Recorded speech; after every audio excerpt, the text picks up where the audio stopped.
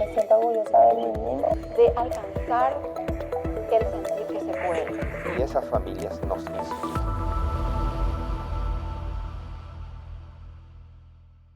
Hola a todos y bienvenidos nuevamente a un podcast de Fundación Paraguaya. En este segundo episodio, desde Paraguay, Innovación a nivel global, hablaremos sobre el trabajo de la trayectoria de la metodología y el programa del Semáforo de Eliminación de Pobreza, una metodología que está acompañando y empoderando a miles de familias en Paraguay y de manera internacional también.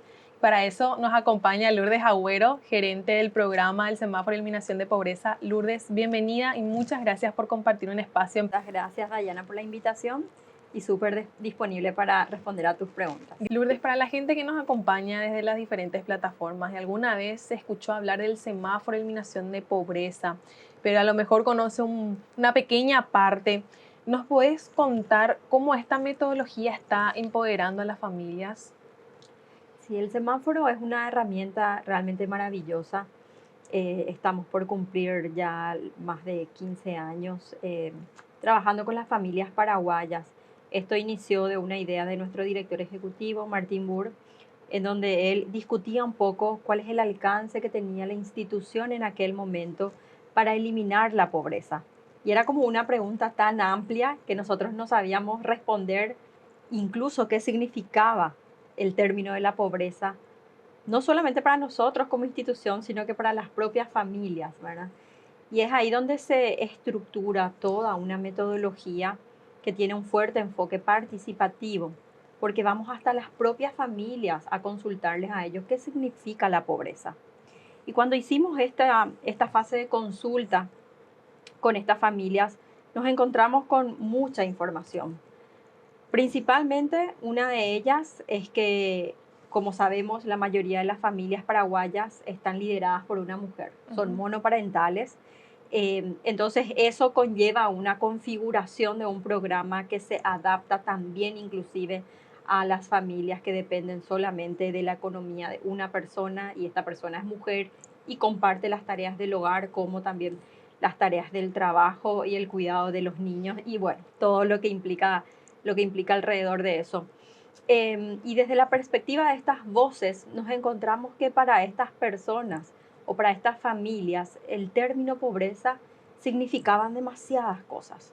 Nos decían, es ingresos, es obviamente tener ingresos suficientes para una vida digna, Claro. pero también era que mis hijos estén vacunados, que yo les pueda vacunar a los hijos, que puedan ir a una escuela, que la escuela sea que otorgue una enseñanza de calidad, que cuando me sienta enferma pueda irme a un centro asistencial de salud y me puedan proveer la atención que yo necesito.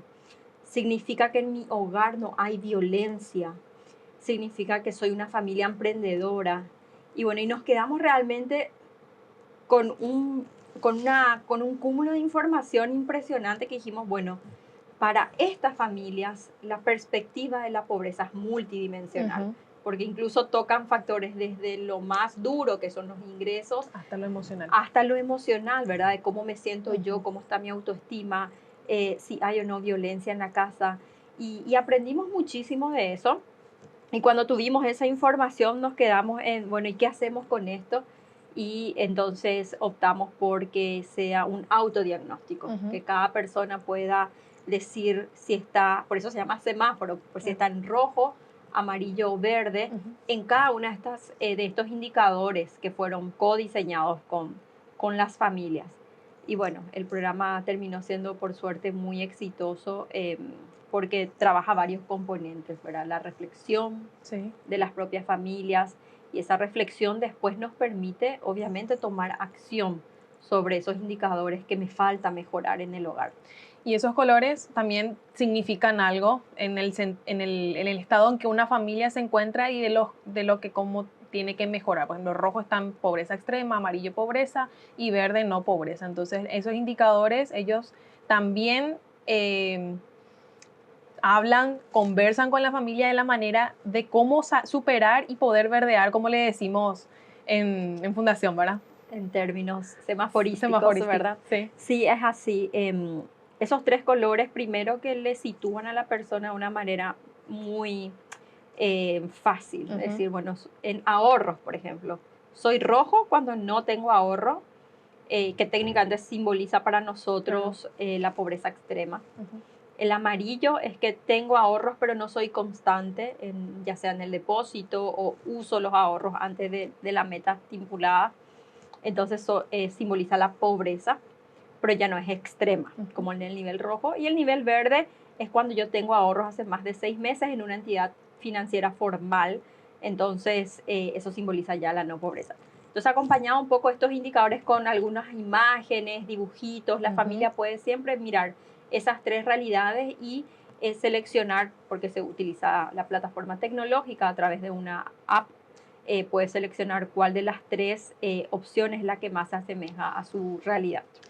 Y esta trayectoria que tiene el semáforo y seguramente por las miles de familias que pasó el programa, los compañeros que estuvieron en campo, eh, ¿cómo las familias toman cuando se les presenta esta oportunidad, esta herramienta? ¿Cómo lo toman? ¿Toman conciencia? ¿Están reacios a eso? ¿Y cómo es el trabajo para que ellos puedan verdear esos indicadores? Y si tienen esos indicadores en verde, también es un trabajo de que no bajen al amarillo o al rojo, ¿verdad? Ujú. Sí, y también hay mucho aprendizaje allí porque lastimosamente en nuestro país las familias más vulnerables em, fueron como partícipes de muchísimas experiencias en donde hay muchas promesas, muchas de esas promesas no se han Ujú. cumplido, ya sea por la parte política o de otras organizaciones. Y cuando uno llega a la comunidad a contar un poco la idea, la primera reacción, al menos que yo siempre noto, es esa duda que se Mm. tiene, ¿verdad? De otro programa Mm. más, otro proyecto más, Una promesa una más. promesa más que no se va a cumplir. Entonces, yo también siento, ¿verdad?, que daño le hace a nuestro país Ujú. llevar a veces proyectos y programas a las comunidades que no se concluyen o que no terminan en algo. Entonces, nosotros como equipo implementador nos toca trabajar con esas realidades, un poco sanar Ujú. esas cuestiones o esas heridas que fueron creando de promesas no cumplidas y ayudarles a creer de vuelta, ni siquiera en el programa, sino Claro. creer de vuelta en ellos mismos, Ujú. porque la clave del semáforo es que otorga herramientas a las familias para que ellas puedan generar un plan de salida de pobreza. Primero, el creer que vos llevas algo a la comunidad, después decir, ah, no, tengo que esperar, tengo que trabajar, ¿será que va a ser cierto? Y Claro. creo que también el sacar ese estigma social que fue instalado a esa comunidad tan vulnerada a lo que es el trabajo tan grande para instalar esto y que ellos, como vos decís, se empoderen, ¿verdad? Claro, sí, y después pasamos a lo segundo, que es la expectativa. Bueno, Ajá. una vez que ya creen en el programa, es bueno, ¿y qué me van a dar? ¿Verdad? Ujú. ¿Cómo me van a ayudar? Y muchas veces piensan que es algo material, de te voy a dar unos ingresos mensuales Ujú. o te voy a montar un negocio o te voy a Sí. resolver el problema del Ajá. baño, de la vivienda, cuando en realidad nosotros lo que enseñamos es a que la propia familia pueda resolver sus problemas. Esta metodología nos muestra de trabajar con familias, empoderarles a las cabezas de hogares, como dijiste en un principio, que en su mayoría son mujeres que están al cargo de una familia. ¿Qué pasa con la gente en situación de calle? ¿Podría llegar a ellos la metodología? ¿Cuál sería el sistema que tendríamos que utilizar para llegar a ellos en el sentido de identificarles y acompañarles para que ellos superen su pobreza? Ujú. Bueno, hay toda las personas que están más en la base de la pirámide, en aquella pobreza, como se dice, más cruda. Ujú. Nuestra metodología se adapta completamente a todos los niveles, desde personas en situación de calle o personas, incluso familias que están recibiendo la transferencia no condicionada del gobierno, ¿verdad? Mm. Nosotros creemos que las transferencias condicionadas de los gobiernos que apuntan justamente a un grupo de familias que tal vez no son las que están en situación de calle, pero sí tienen la característica de tener mucha vulnerabilidad, que el semáforo es una herramienta ideal para poder complementar esos programas. Ujú. Porque si bien las transferencias te dan como un ingreso mínimo regular y te ponen ciertas condiciones para que eso te puedan acreditar, se necesita de un acompañamiento y de un proceso de reflexión que tienen que tener las familias a través de una metodología que les permita justamente hacer el ejercicio de ir solucionando por ellas mismas su problema. Entonces, la atención ahí se da con programas asistencialistas que trabajan en ayudarte en resolver tus problemas, pero vos estás como sujeto pasivo ante esas situaciones y que se pueden complementar con un programa que lo mira desde el otro punto de vista, que es el semáforo, donde el sujeto es completamente activo dentro de ese proceso de toma de decisiones, de reconocimiento de sus problemas y de la administración de los recursos que las organizaciones les podemos proveer.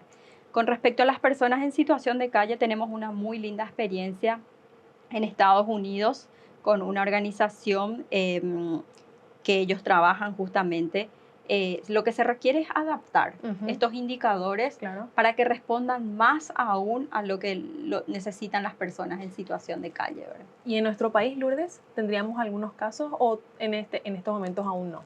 No, todavía con personas en situación de calle no. Lastimosamente es una población en América Latina en general bastante desatendida. Como se darán cuenta, muchas veces invisible para nosotros. Hay una persona durmiendo en la calle, es como que la gente le pasa por arriba y sigue su camino sin preguntarse si habrá comido o en qué situación de salud está. Eso a nivel latinoamericano, lastimosamente tenemos debilidades muy fuertes y mucho más todavía en Paraguay, que no existe ni siquiera una ley que diga qué es una persona en situación de calle, como si ya tiene Europa, por ejemplo, donde ellos categorizan la situación de calle desde el que vive hasta incluso personas que tienen todavía viviendas muy precarias. Eso ellos todavía lo consideran como personas en situación de calle. Entonces el semáforo es lo que podría ayudar en este caso, es a caracterizar a esas personas, a poder tener un acercamiento con ellas, porque son realidades complejas que necesitan ser abordados desde otra perspectiva. Y el semáforo ahí tiene ese aporte, ¿verdad? De la multidimensionalidad, porque afectan varios factores y las causas también son varias, y va a permitir desgranar eso grande, esa problemática enorme, en acciones más pequeñas y puntuales. Claro, porque la situación es diferente a lo que está adaptado ahora a la metodología en un principio, ¿verdad? Y el empoderamiento y el acercamiento es como de una manera más específica con estas personas en situación de vulnerabilidad. Sí, así mismo. Y en estos casos nosotros adaptamos el semáforo hacia el ámbito de la educación, hacia el ámbito ambiental, pero siempre buscamos una organización que sea especializada en el tema para que pueda guiar esa conversación. Entonces, ojalá en algún momento podamos trabajar también para personas en situación de calle, pero en este caso necesitaríamos el acompañamiento de una organización que se especialice en esos ámbitos. Y para cerrar, Lourdes, porque me quedó algo muy interesante en este tema del asistencialismo que ofrece el gobierno y las familias cómo están condicionadas a quedarse también ahí para que no pierdan ese beneficio, por así decirlo, que están recibiendo, que es mínimo y que no están viendo que la pobreza va más allá de un crédito mensual que están recibiendo. Sin embargo, están en las mismas condiciones. Historias de clientas tenemos así también que hubo casos de que ellos estaban participando en Mi Baño, Mi Cocina, pero ellas no podían dejar su baño lindo y moderno para que no vea tecoponá, por así decirlo, y quitarle ese beneficio. Y es como que también nos encontramos con diferentes realidades que pueden afectar y no se puedan, por así ver, lo que puedan salir adelante, ¿verdad? Sí, los programas de transferencia condicionada desde nuestra visión tienen que modernizarse ya un poco más, ¿verdad?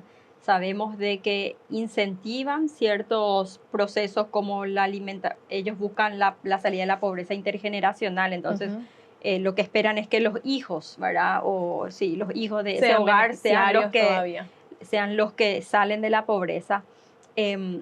Nosotros consideramos de que es la propia mamá la que ya puede salir en un corto, mediano o largo plazo, dependiendo de los indicadores de pobreza multidimensional y cómo le afecten, que ella ya pueda en su propia generación ir trabajando y mejorando esos indicadores de pobreza. ¿Y el gobierno qué opina de la metodología? Tocamos puertas del gobierno, pero esto es como que empoderar a la gente. ¿Y para qué queremos empoderar a la gente, ¿verdad?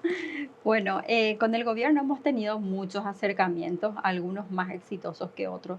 Trabajamos muy bien con los municipios, varios de ellos utilizaron el semáforo para medir la calidad de vida multidimensional de ciertas comunidades. Sin embargo, lastimosamente no nos acompaña un proyecto a largo plazo. Ajá. Es lastimosamente con un cambio de gobierno, todo el proyecto a veces cae, ¿verdad? Y son creo que cuestiones que se tiene que trabajar a través de una política, de una ley que promueva que estas acciones que se trabajan en las comunidades vulnerables puedan perpetuar más allá del partido político que le toque estar o más allá de la persona a quien le toque gobernar, porque no se puede romper ese hilo, esa cuestión que se fue generando, ¿verdad? Tiene que fortalecerse cada Cada periodo más, ¿verdad? Tiene que fortalecerse. Creo que eso es lo que le falta a Paraguay en términos generales de intervenir la pobreza multidimensional, que los programas que estén funcionando se puedan quedar en el tiempo hasta cumplir con el objetivo que se estableció. Muchísimas gracias, Lourdes, por acompañarnos. Yo creo que la gente que nos está acompañando también a través de YouTube o de Spotify está aprendiendo un poco más de lo que es esta metodología, del alcance que estamos teniendo y lo que estamos haciendo con las familias, que como vos decís, es mejorar, es empoderarlas y que ellos sean los propios creadores de ese cambio de su mejor calidad de vida, por así decirlo. Bueno, este fue otro episodio más de un podcast de Fundación Paraguaya. Te invitamos a escucharnos y a seguirnos en todas nuestras plataformas, @Fundación Paraguaya. Y si te gustó este podcast, por favor, compartí en tus redes sociales. Muchísimas gracias y hasta un nuevo episodio. Me siento orgullosa de mi niña. De alcanzar el sentir que se puede. Y esas familias nos inspiran.